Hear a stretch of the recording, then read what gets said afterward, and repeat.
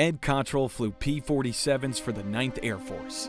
In this rare interview, he will describe combat sorties he flew over Europe against German forces during key events such as the Battle of the Bulge. Well, I'll bring you up starting with where I was born. I was actually born in Oklahoma City, Oklahoma. My father was a high school teacher there, and in 1923 he left Oklahoma to go to a little town in Pennsylvania named Slippery Rock, which had a normal school. So when I was less than a year old, I moved with my parents into Slippery Rock, and I lived there for the next 22, 23 years. I went to elementary school, junior high school, high school. I was going to go to Springfield, Massachusetts for to get my college degree. That's where my father went to school. But my mother became ill, so I had to stay at home and get my education at Slippery Rock. And it was absolutely a great experience, and things work out for the best. I'm happy that I did go to Slippery Rock for my college education. The second week in school, I had the chance to be introduced to a little freshman girl, nice, pretty cute little blonde, and we hit it off, and so we went together for 4 years, and then just before I left to go to the military, we became engaged. And then after I got my wings, we got married.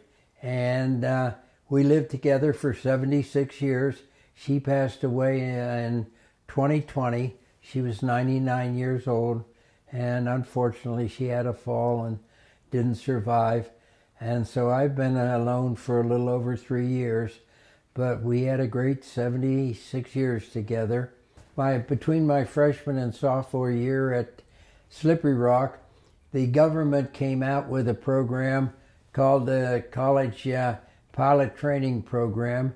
If you wanted to try to get a license, you could get 30 hours in a Piper Cub. So I chose to go try it, and I finished in the summer between my freshman and sophomore years. I did complete the 30 hours. I got my pilot's license, and then I went back to school. At the end of my junior year and before the start of my senior year, which was August 1942, the draft board, and Slippery Rock's a small town, so everybody knows everybody's business and what's going to happen when and where and so forth. So the lady called me and said, your number's coming up shortly. And if you want to do something, now's the time to do it, because otherwise you're going to be drafted into the Army. And so I talked to my fiance and talked to my parents, and I said I would really like to go into flying. I said I really thought I'd like to be a Navy pilot for one reason. I like the uniforms. But I went to Pittsburgh with my good buddy Bruce Adams, and he was in the same situation that I was. He was going to be drafted. So we went down to the Navy flying, Navy recruiting, and I went through their flight school tests, and I passed them. And they said, you know, if you join us, you'll go tomorrow. So I said, well, I'm looking around. I'm looking at every option. So I went across the street to the Army Air Corps recruiting, and I went through their tests and passed. And the Army Air Corps said, if you join us, you can go back to school because we're not ready for you. And it would probably be 2 or 3 months before we'll call you. So I said, well, sign me up. I'm going with the Army Air Corps. So I went back to school. And in February 43, I got a notice from the Army Air Corps to report to Miami Beach. I went to Miami Beach for a month of basic training. From there, we were sent, about 30 or 40 of us, to a school up in Wisconsin called Beloit College, where we spent 6 weeks there before we went to Santa Ana, California. And at Santa Ana, I met there probably about 10,000 potential pilots. And we spent a couple months at Santa Ana until I was assigned to do my primary flight training at Visalia, California. And there I flew the PT-19, and I had no trouble with the flying part of it. The one thing that I learned very quickly, you're on a very tight time schedule. If you don't do things the way the Army wants you to, you're going to get some demerits, and demerits lead to walking tours, and walking tours are not much fun. So it didn't, as pretty much a college graduate, I figured out ways to save time, and one of them was the fact that every day you had to have your bed made a certain way, and if it wasn't made the certain way, you got a demerit. So I made my bed and never slept on it. I slept on the floor the whole time I was in primary flying school, so I could save time where I didn't have to make my bed in the morning, and I knew it would pass inspection. I really enjoyed my time at Visalia. I had a very good flight instructor. I had no problems with the flying aspect of the program.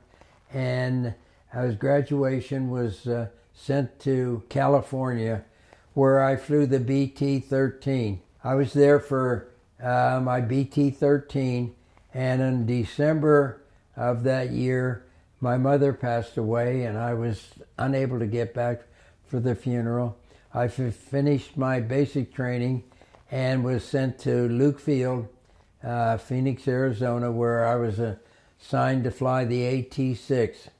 And during my flight time at the AT in Luke, I had a great time flying a great aircraft, and we did a lot of formation flying, some gunnery, some night flying, a lot of landings and takeoffs, a lot of low-level flying, and in April of 1944, I graduated from flight school and got my wings, second lieutenant.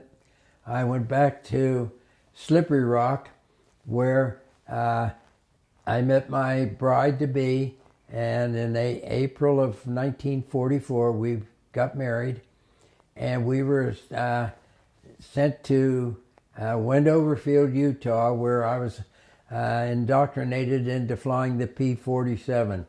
And when I got to Wendover, I was really happy because I saw that nice, beautiful, heavy P-47, because I had been told that we might be flying P-40s. And P-40s, to me, were the worst aircraft the Army Air Corps had. And I was not too happy to think I was going to be flying those. But anyway, we got into these nice new P-47s. I completed my program at Wendover, a lot of night flying, a lot of gunnery, tremendous amount of gunnery, a lot of formation flying, a lot of low-level flying. We would do some skip bombing. We would drop dummy bombs from 4,000 feet up. We would do aerobatics, and we just had a great time. One of the stupid things we did was one day four of us were told to go out and fly formation, go out and have a good time and fly formation, and each person take turns leading the four-plane flight formation. So while we're out there, one of the four guys suggested, you know what, we're going to fly over Salt Lake. Let's fly under the bridge at Salt Lake City. And so we said, well, that sounds pretty good. So that's what we did. Well, when we landed, all hell broke loose. The commanding officer was livid. He didn't know what to do. He didn't want to know who the pilots were, because if he did, he'd have to discipline them. And pilots were in great demand at that time. They couldn't afford to lose 4 trained P-47 pilots. So everybody was told, get smart, don't do anything like that, don't do anything to jeopardize your the training you've had, and just be smart. And so that taught us a lesson. But I did have the fun of flying formation under the Salt Lake City Bridge. Anyway, I was sent to New York to get aboard of the Ile-de-France to take us over to England. And in England, I was with 2 or 3 of my buddies that I graduated, and we were assigned to the 48th Fighter Group, 493rd Fighter Squadron in Cambrai, France, which is between Normandy and Paris. And at that time, I met our new commanding officer and was introduced to all the pilots. And for 3 weeks, I had 1 or 2 flights. I did some orientation flying. I did fly 2 missions before we were transferred to Saint-Tron, Belgium, which was north of Cambrai.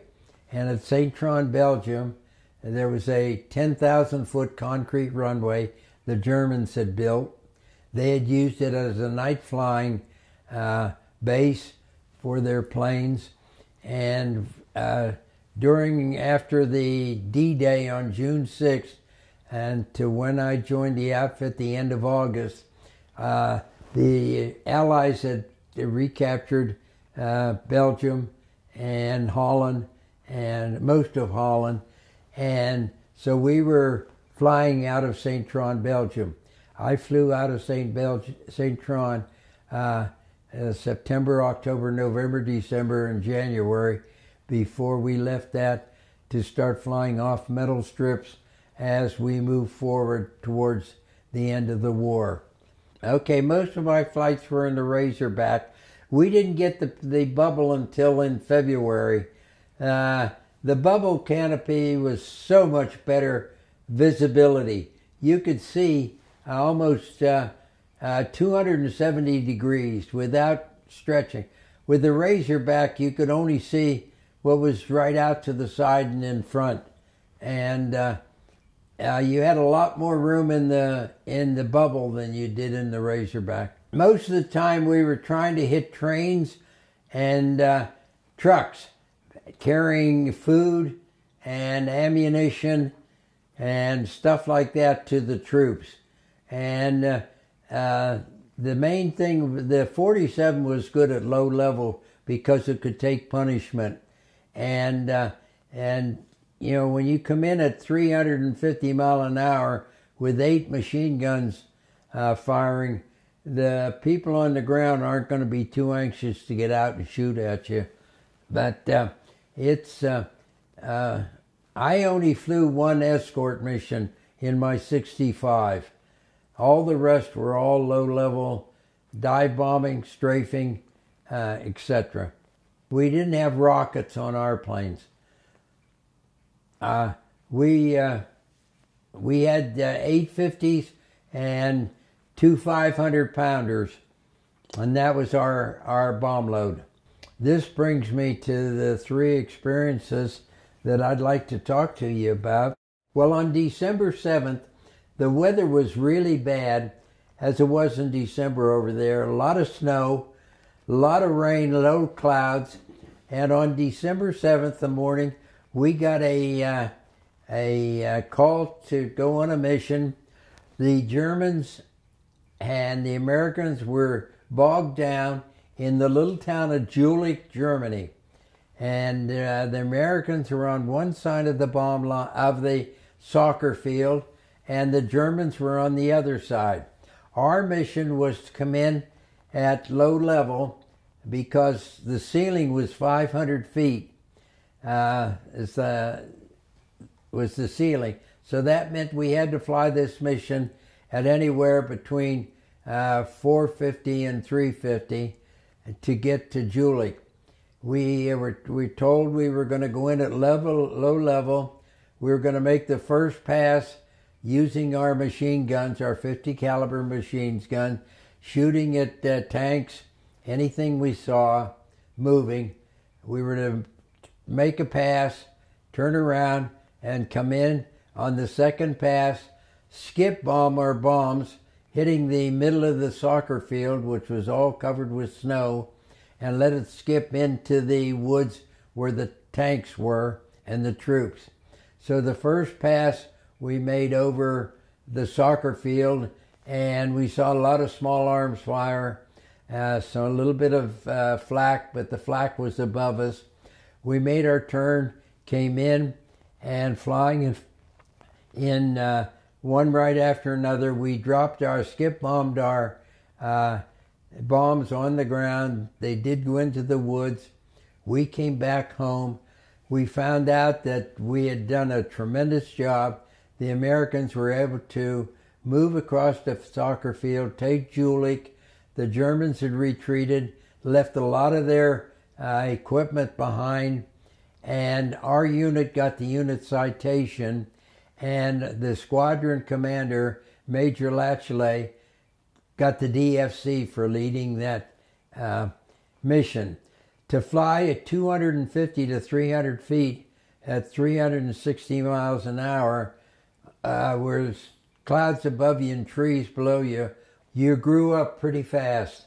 You learned to trust the guys that you were flying with. That low level, going at the speed we're going, it would be very easy for somebody to make a little mistake and you'd have some crashes. I was fortunate on that mission. I got to fly wing to our squadron commander, so I was the second plane in on the runs, and to be able to fly wing to Major Latchley was one of the great experiences I had. He was a tremendous leader, an outstanding pilot, and he was always looking out for his wingmen. So that's a mission that I will always remember. The second mission that I'd like to talk about was on December 17th.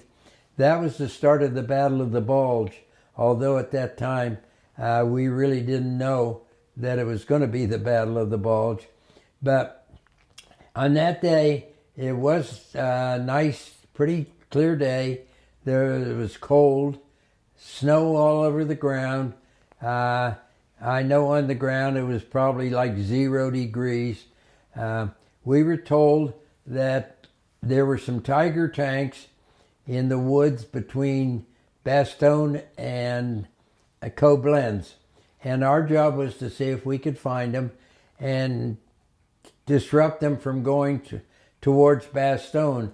The word was that the Germans were going to counterattack, and they were sending a lot of troops and tanks towards the area where the Americans were stationed in Bastogne. We did take off. There were 12 of us. We spotted the Tiger tanks. Again, I was the fourth plane in the first 4 planes down.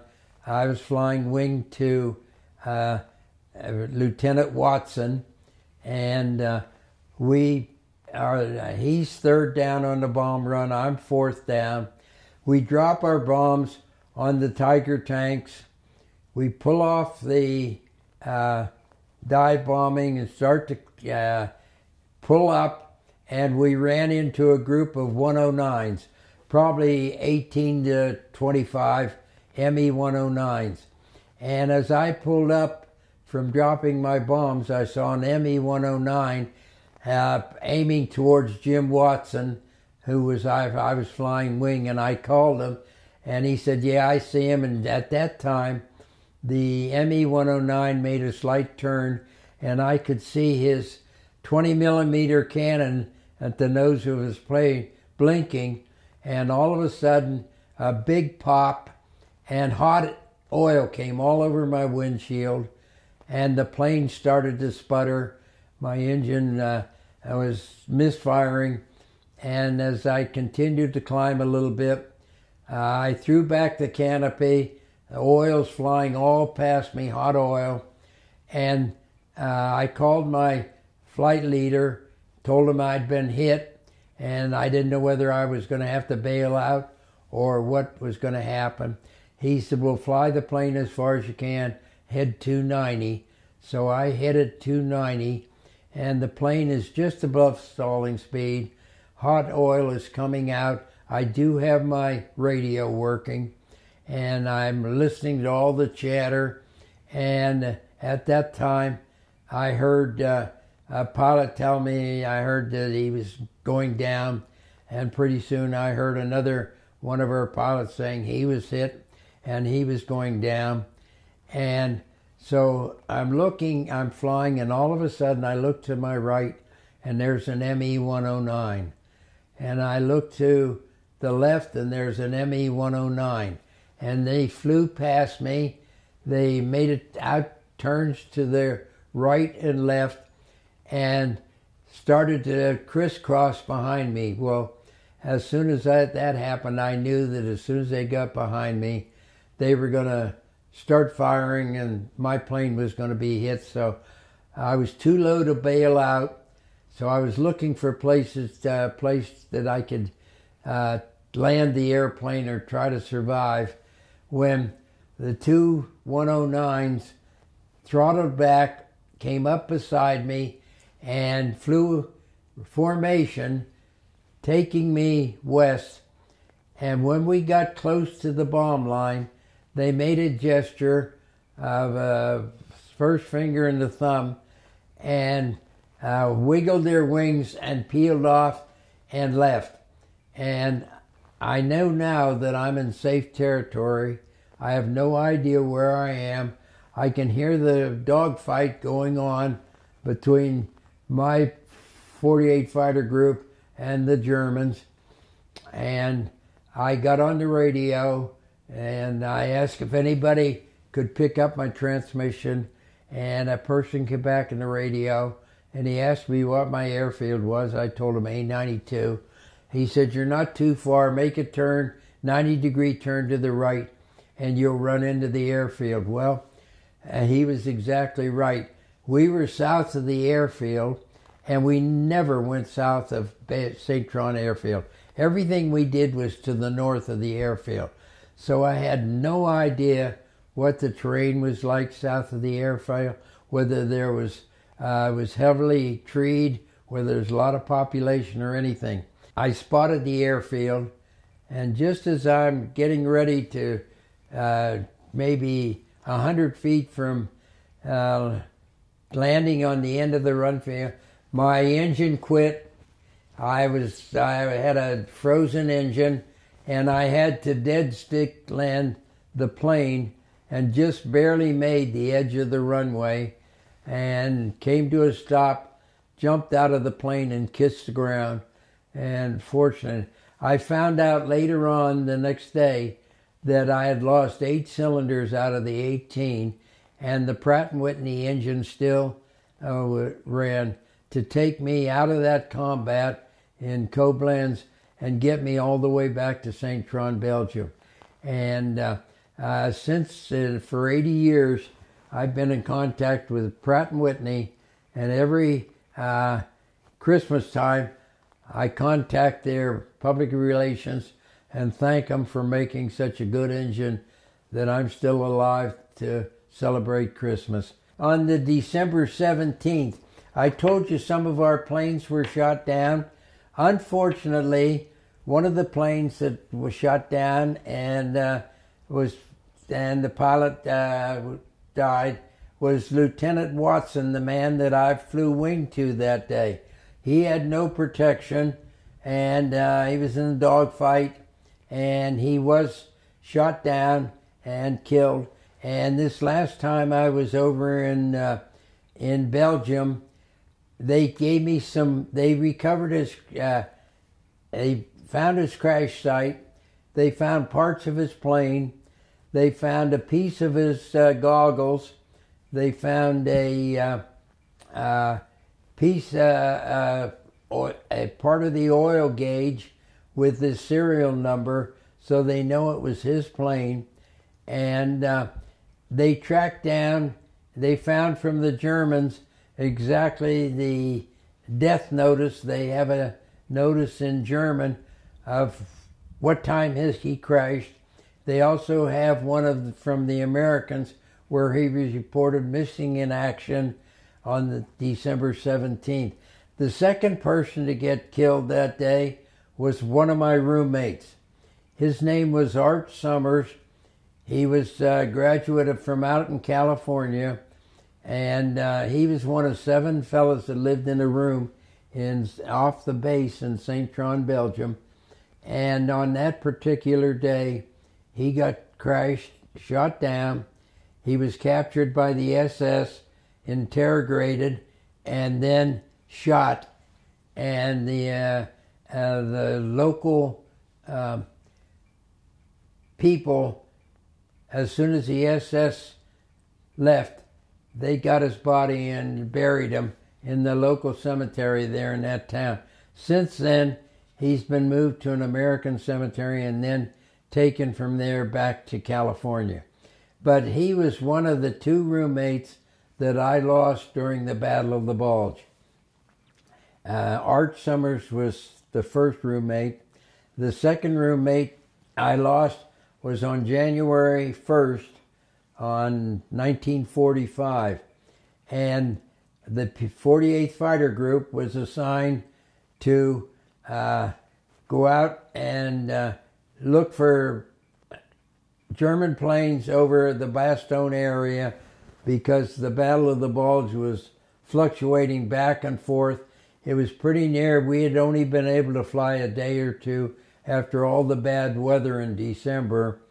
And on that particular day, I wasn't scheduled to fly, but I was assigned to do runway alert at the end of the runway in St. Tron. And I was the lead plane, and there were 300 P-47s stacked right behind.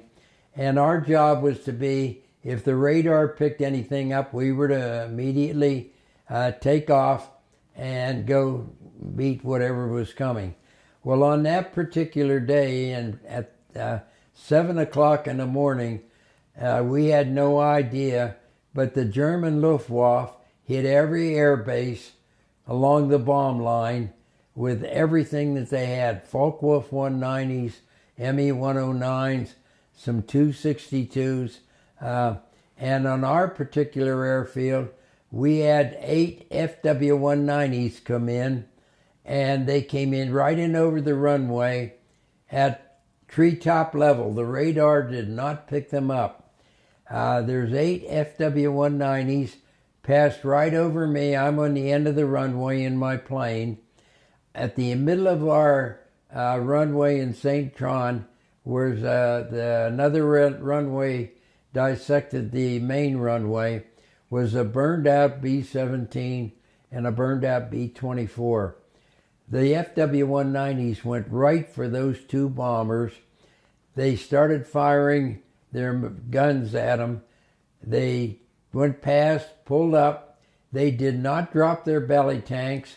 And as they pulled up, the anti-aircraft people at the end of all around our runway started to pick these FW-190s.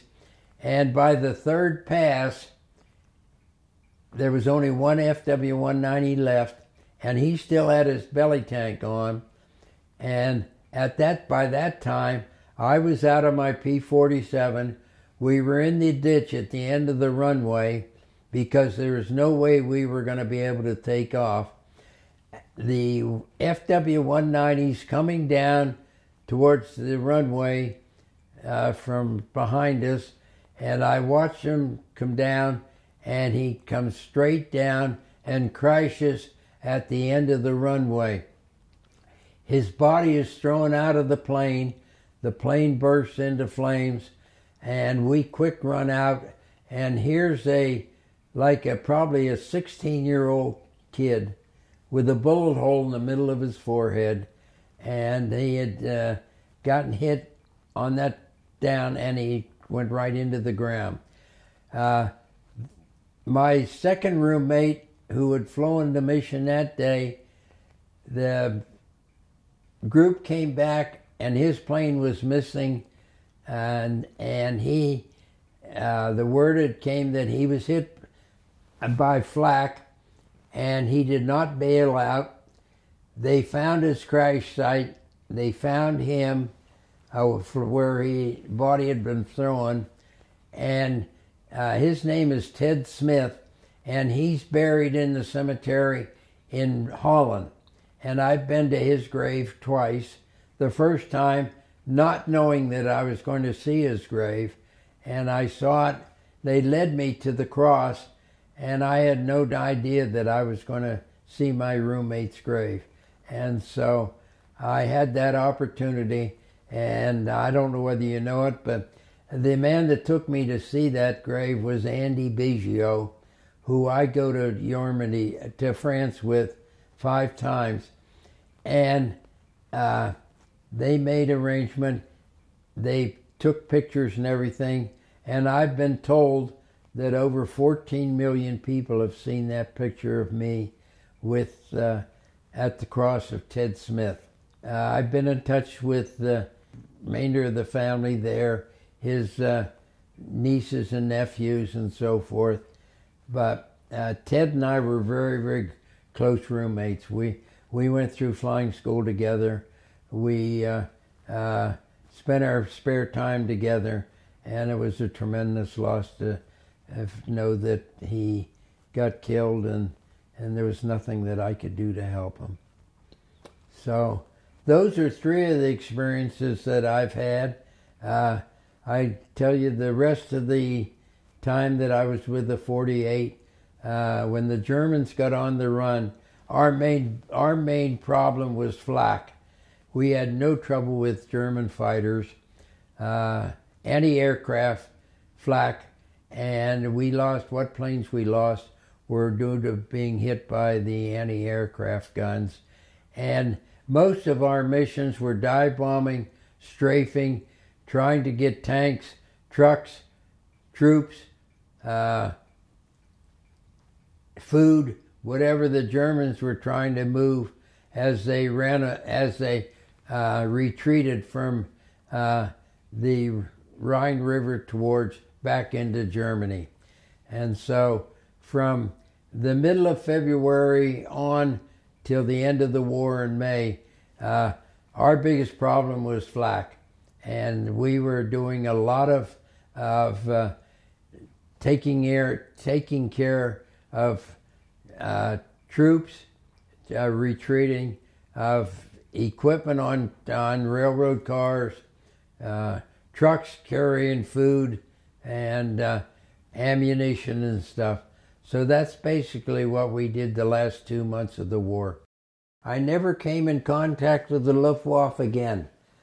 Just those 2 experiences.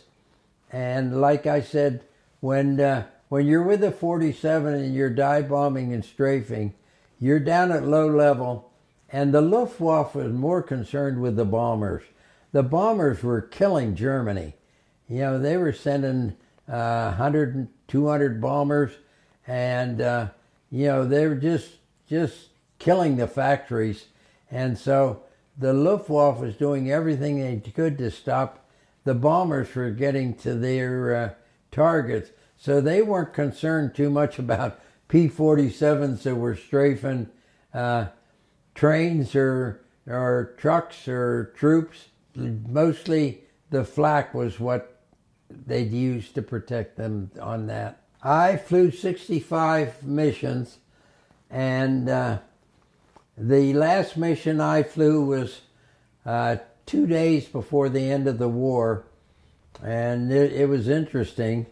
I had a great commanding officer, and the word came down that the 48th Fighter Group at the end of the war was going to be sent to the Pacific, and any pilot that had 65 missions had the option to go with the outfit or go home. And I had 64, and I can remember him calling me into his office, and he said, I have a special mission I need you to fly. He said it'll be a combat mission, but we're in the raw process of determining whether the Germans have completed all the things that are needed. I want you to fly up to an air base. It's been rumored there are some ME-109s that are in a hangar that haven't been declared. and so I want you to go out and run a recon flight. So I ran a recon flight for an hour and a half, come back, and I said, there are no 109s, the hangar's empty, the airfield's abandoned. And he said, okay, that's what I needed to know. You have your 65th mission. Now you can decide, do you want to go home or do you want to go back? So I had a little baby girl that I hadn't seen.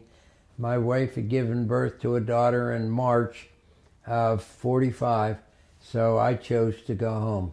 And thanks to my commanding officer who understood what older guys had gone through. I was probably the oldest pilot because I had finished 3 years of college, and most of the pilots were right out of high school. So I was 3 years older than most of those pilots. I went into the reserves while I was in Hershey, and I did not like the aircraft I was supposed to fly. They were flying old retired P-40s, fighter planes. They had some worn out P-51s, and they had no P-47s. I flew the P-40, and I did not like that, and I didn't like the way they were maintaining the plane. So I didn't have too many hours in my reserve when I got out of that and requested no more flying. So I immediately got out of flying and requested to get into the educational program. And at that time, the Army, the Air Force was getting ready to start the Air Force Academy. So I was, my reserve assignment was to recruit kids to go to the Air Force Academy. So when I lived in Westchester, I went to all the high schools in the surrounding 2 or 3 counties. If there was a student that was interested in the academy, I went and interviewed them, and if it looked like they were going to get an appointment, I would brief them as to how to get through the first year in school, because most washout at the academies take first in their plebe year. I had the chance last year when I was in St. Tron, Belgium. I had a chance to go up in an AT-6 with my good friend Vince Carpenter, and I got a chance to fly a little bit. We flew formation over Bastogne, and we must have had 500 people down in the ground waving to us. We had 3 AT-6s in formation over Bastogne. On my 90th birthday, I met a retired Golden Knight by the name of Mike Elliott, and he was the same jump master that took President Bush down. And so on my 90th birthday, we went up to 10,000 feet, and we bailed out, and he landed me right on the spot where he showed me we were going to land, and it was really awesome. So both my daughters thought, well, that's off his bucket list. We don't have to worry anymore. Well, when I got to be 100, my 100th birthday, I thought to myself, what better way to remember my 2 fallen buddies that got killed in World War II was to make a jump in their memory. So I contacted Mike and told him what I had in mind, and that I would like to be able to make another jump and donate and do it in memory of Ted and Art. And so we made arrangements. We were outside of Fort Bragg in the little town of Rayford. We went up to 14,000 feet, and the air's pretty thin at 14,000 feet, I can tell you. And we went out, and at about, I guess, 7,000 feet, he pulled the ripcord. We came to a complete stop. Then we just floated around, and he kept me up there for quite a while. And they can do that. They can land you faster. They can extend it. And he said, "You're having so much fun. Let's just float around up here." And so he interviewed me. We were up flying or floating around, and he wanted to know why I was doing this and so forth. And down on the ground was a lady from the channel TV station out of Raleigh, North Carolina. And so after I landed, she interviewed me, and she said, every birthday you have from now on, I want you to call me. So this coming Wednesday, I'm going to be 102. So I've got to put a call back into the TV station to her to tell her I'm still going, and no more jumps. No more jumps. I'm done. After the war, Ed Cottrell taught history and coached basketball, tennis, and swimming. He ultimately became the head golf coach and associate dean of Westchester University. He got his PhD in education from Penn State. Thank you for watching. Please like and subscribe, and check out our other interviews to learn more aviation history.